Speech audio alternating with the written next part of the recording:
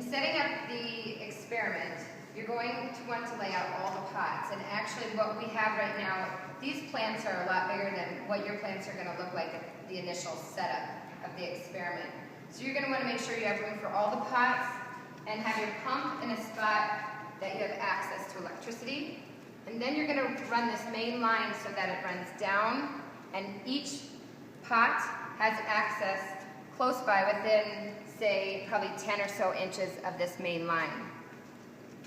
So right now, the pots should all be filled with this solution, and you will have your lid with the transplants in.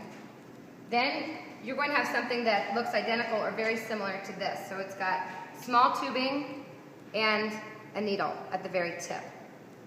You're going to take this line, and near each pot will have one of these, and near that pot, you're going to insert it into the main line. So you're going to have to stick it through. Now, we already have holes in this one, so I'm trying to stay in the hole that we use, but for the first initial setup, you won't have a hole, and you're just going to have to pierce it through, being cautious not to go all the way through. You're going to take this end of the rope, and there should be a very small hole in each of these lids, and you're going to put it in that hole. Now, it's important that once you get it in the hole, you can use these other holes. You should have some open holes that you can look in and make sure that it is actually bubbling. If you push it too far down, the pressure will be too great and the air won't be able to come out and it won't be bubbling. And this bubbling is so that the roots have some oxygen.